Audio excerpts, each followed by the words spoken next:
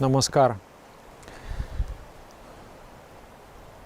As I observe the statistics of teaching meditation, even in our channel there is a basic course and first class many people watch. They want to learn, they're curious what is meditation. But then until the end of the course very few people will finish, they will complete the course. I'm very inspired about meditation. I think meditation is really great. So to me meditation is just like finding the cave full of gold. So if you have found the cave full of gold, why would you go anywhere else? Get the gold, stash it in your secret place. Mine the gold, don't go anywhere else. No. But people don't feel like this. Obviously, they are leaving the practice, or they are going in search of something else and something else and something else, because they are not internally satisfied. There is no internal happiness. There is no feeling of bliss. There is no feeling of flow. So why would meditation give bliss to somebody and not to another? I remember one story. There was a story about a guru and two of his disciples. One disciple was bothering guru and was saying that, Master, I want to learn the second lesson of meditation. Please give me the second lesson. And the master would say, hey, wait a little bit, I will give you later sometime. But he was insisting and insisting. And then he said, okay, wait. Another disciple is going to come by and we will talk. After that, we will consider whether to give or not the lesson of meditation to you. So another disciple came. And the disciple was so happy. He greeted the master and then master asked, how are you? He said, oh, I am so happy. I feel so blissful. You taught me such a divine thing. I'm enjoying it immensely. And then master said, okay, very good, very good. I would like to teach you another lesson of meditation. And he said, no, please, master, don't teach me another method of meditation. He said, why? Because I'm feeling so blissful. I'm feeling so happy.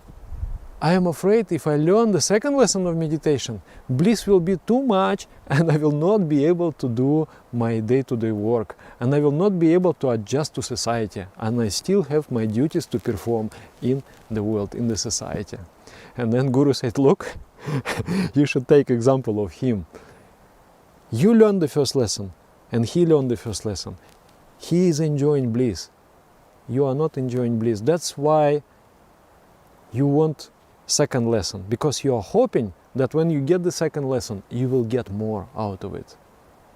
But it is not the case. So why one disciple feels bliss and another disciple feels nothing? I have a question for you.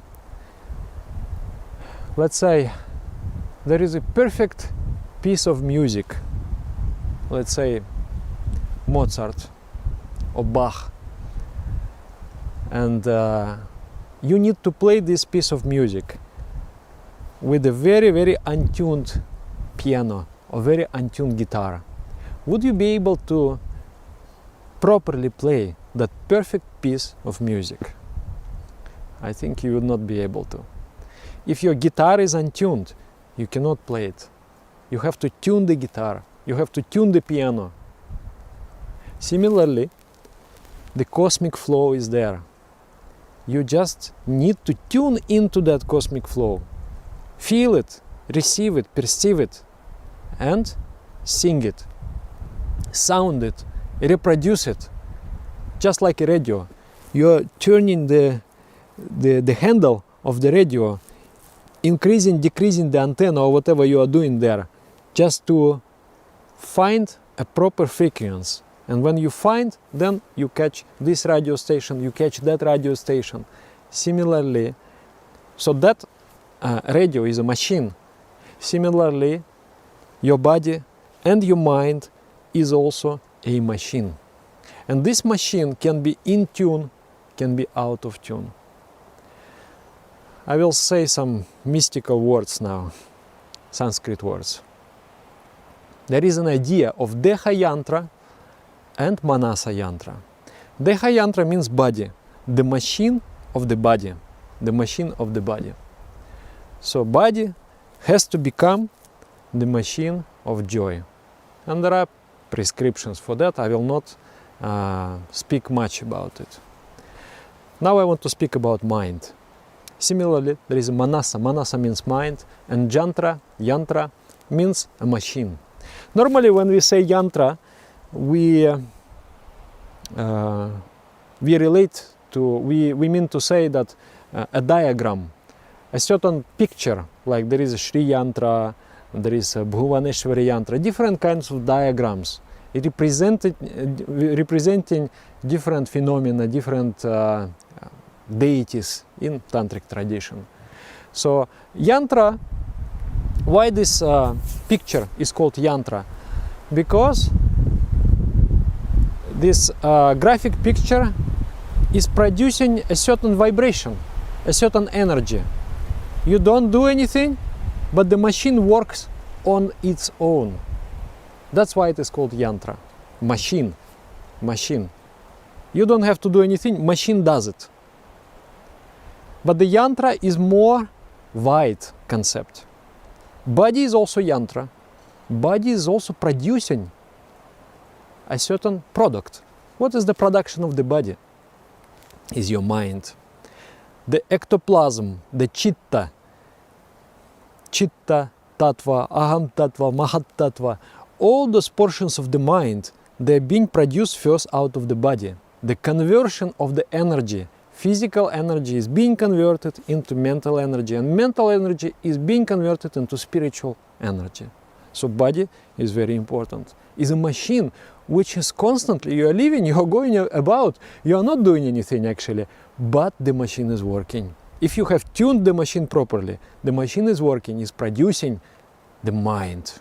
The mind, your personality is growing out of your body, is unfolding, is developing, and the personality becomes achieving the gravity, achieving the weight, achieving the volume. So the mind becomes more powerful as you go, if your body is properly tuned. And then also, but I want to speak specifically about Manasa Yantra. So Manasa Yantra, machine of the mind, machine of the mind. It has to be tuned. If you tune properly the strings in the guitar, then you pluck one string and another string will also vibrate. So similarly, if you tune the mind, then the mind will start to perceive the cosmic flow, and you will start to feel a rhythm. You will start to feel blissful, as if your life is full of blissful rhythm. There is one song I'm remembering. Shedin shondhyai shmitova shudai tumieshe chile morgore chondo chilomoni ananda dhyane anjanai kedile yakipore Tumi eshe chile morgore. This is a beautiful song and says, "Oh Supreme Entity, you have come to my house." In that evening, when the earth was smiling at the dusk, the sun was setting and the earth was smiling. In that beautiful setting, you have come to my house. In my mind, there was a rhythm, and in my meditation, there was bliss. So this nice song, no? It's a nice feeling. So in my mind, there will be a rhythm, and in my meditation, there will be bliss. But first, I have to tune my instrument properly. How to tune the mind? How to make the mind a perfect antenna, a perfect receptacle of the supreme transcendental reality? There are practices called Jama and Niyama Sadhana. Manasa Yantra is made of two triangles. one upward triangle, another one is downward triangle. Those triangles, they are superimposed on each other, and they form a perfect star. So that is the graphic representation of Manasa Yantra. Each triangle represents, one triangle represents Yama principles, you know, Ahimsa, Satya, Asteya, Brahmacharya, and Aparigraha. Not harming, non-harming, speaking the truth, non-stealing, etc. Those the code of Jama. Then Niyama, focusing on the supreme goal, reading and understanding spiritual literature. Tapa, service and sacrifice. Shaocha, cleanliness. Santosha, being satisfied. So by perfecting each of those principles, the 5 and 5, you're perfecting those, you are creating the two triangles, one triangle and another triangle. They are triangles of the three forces, Sattva-guna, Tama-guna and Raja-guna. You are creating a perfect balance in those triangles. Yama principles is the relation of the mind with the external world. Niyama principles is the relation of the mind with inner consciousness. So, and when you establish a perfect balance, your mind is in a perfect relationship with the external world, and your mind is also in a perfect relationship with the inner world. There is a perfect balance between inner and outer expressions of life. Then the yantra starts to work. And when the yantra starts to work, suddenly in that star, the sun appears. The sun. The sun represents light. You, all of a sudden, you just become switched on. And there is a light within you. Inspiration and desire. Spiritual desire. Spiritual motivation. I want to know the truth. This is the only thing that you need in meditation.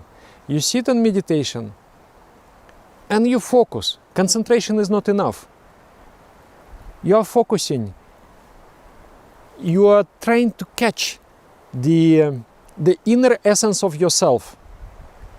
But then to move towards that essence, there has to be a fuel. There has to be that desire. That inner intention, and that desire you just cannot generate yourself. That desire comes when your yantra becomes attuned, when it becomes perfectly balanced, and then you are starting to receive the spiritual energy. And that spiritual energy you are receiving from the macrocosm, actually. You are receiving from the macrocosm. It's not your energy. It comes from the transcendental spiritual reality. You start to receive that energy. At that moment, the desire comes. I want to know the truth. I want to feel it. I want to experience it. And then you become very focused. You become very determined. Through that fuel, dhyana, the meditation starts. Without that fuel, what is that fuel? In other words, you can say it, inspiration. You can say it also, define it by the word progress.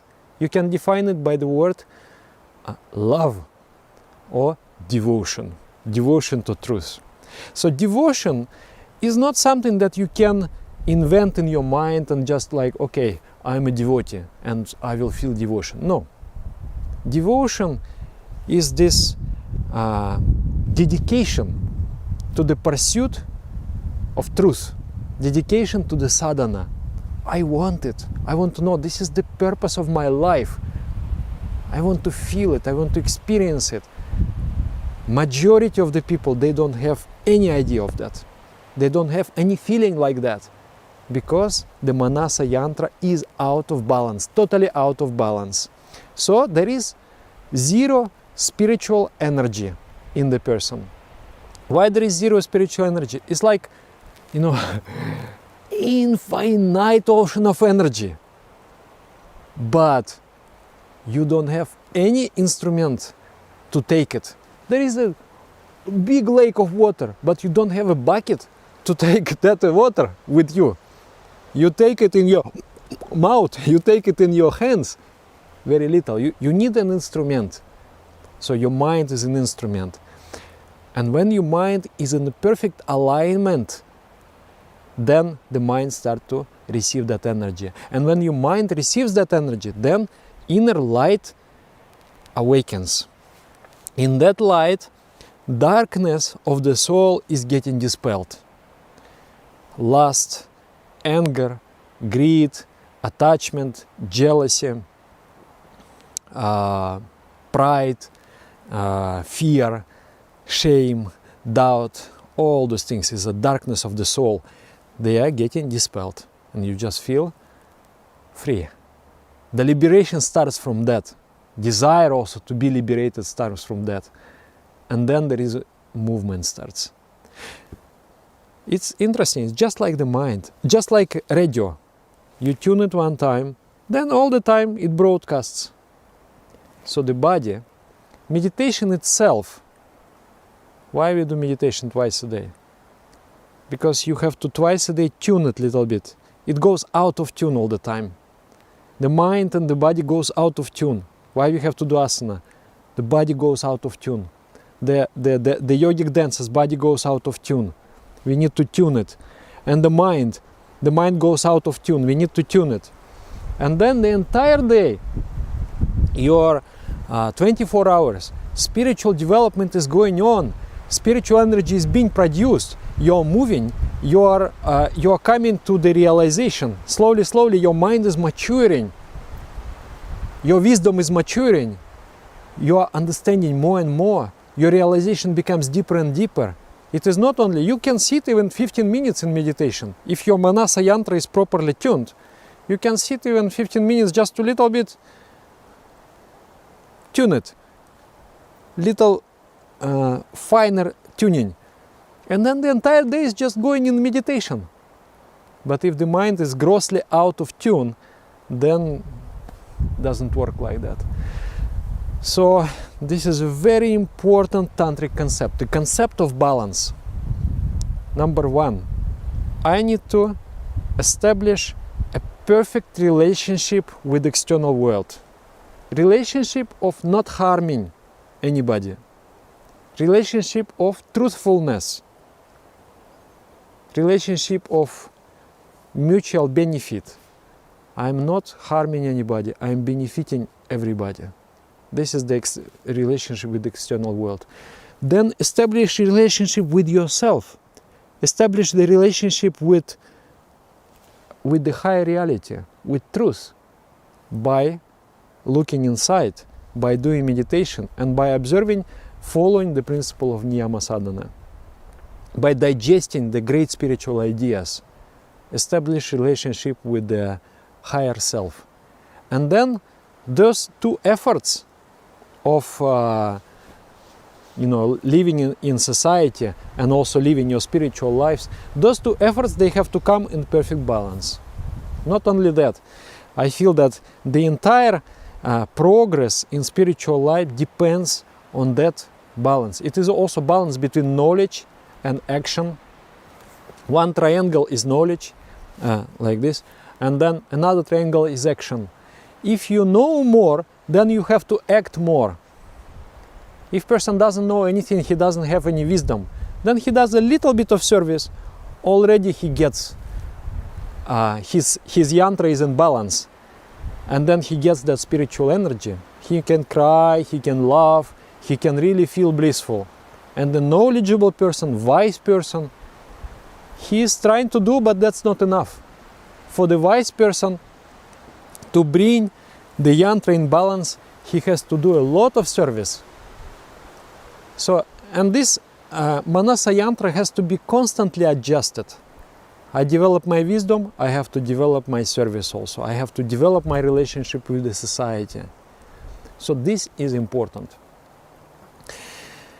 So balance between work and rest, between myself and society, between meditation and service, between knowledge and action, between Jama and Niyama. This is the key for the blissful life. when the Manasa yantra is established perfectly, then it starts to receive spiritual energy. And then with spiritual energy, you have devotion, you have desire to progress on the spiritual path. If you have, it is said that Bhaktir Bhagavat Bhavana Nastutir Narchana. Bhakti, devotion, love divine, is thinking about the Supreme. What is this thinking about Supreme? You are challenging your mind, you are trying to understand. The doll made of salt went to measure the ocean. Where did the doll disappear? Nobody knows. In your mind, you try to measure the Supreme. You are thinking about the essence of things. But to think about that, you need to have desire to think about that. And desire comes from the spiritual energy. So that is the thing. That is called devotion. That is called love divine. That is called pursuit of truth. So I would suggest not to really go through trying to find the perfect technique for yourself. You already found. If you are in this channel, it is one of the most perfect techniques actually. And then later on you can receive even more specialized, even more personal, more deep techniques. But techniques is important, but even more important is the foundation of the practice. And foundation of the practice is the principles of Jama Niyama, the fine-tuning of the body and mind. That is why if out of tune, no bliss. If in tune, a lot of bliss. So let us be all blissful entities. Maybe you write in comments if you have ever felt like some balance is established and you are suddenly switched on. Suddenly the inner light has been awakened. You have become enlightened. I would like to see if you have this experience or not. And then you can study the principles of Jama and Niyama. It is a playlist, Principles of Harmonious Life, and try to implement them. They are very deep principles. Don't go like I know all these things already. It's okay. It's a very, very basic. It is very rudimentary things. I don't need to go again through it. Go deep. Try to understand. If you understand and you try to practice, you will feel that the bliss is coming in your life. And then, if you are happy, what is missing in life? Everything is perfect. The most important thing is the bliss and happiness. And with happiness, we can make all other people around us also happy. Thank you very much. Namaskar.